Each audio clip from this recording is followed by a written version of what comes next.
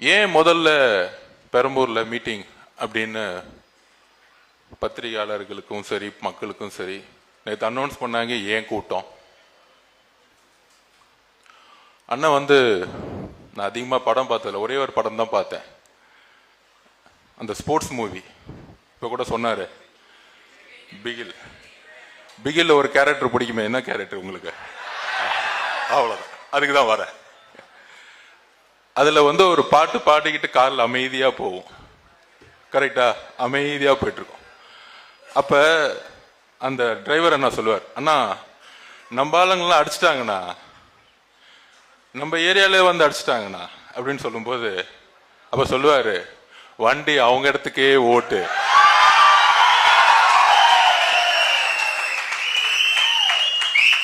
அப்ப திருப்பி அந்த டிரைவர் சொல்லுவாரு, அண்ணா நம்ம தனியா போறோம்னா யாருமே கூட இல்லைண்ணா அப்படின்னு.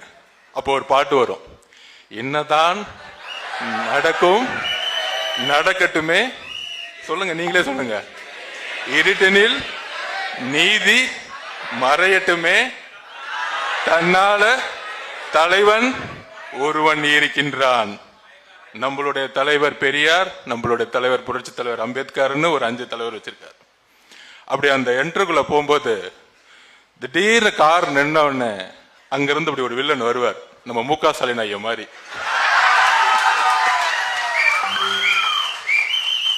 பக்கத்துல ஒரு புள்ள நிக்கும், இப்ப இருக்க புள்ள மாதிரி. அண்ணா அப்ப சொல்லுவாரு, தொக்கா மாட்டிக்கிட்டாருண்ணா தனியா அப்படி. அப்ப கரெக்டா அந்த கால் திறக்கும் போதே ஒரு 5 பேர் பறந்து போவாங்க. அந்த மாதிரி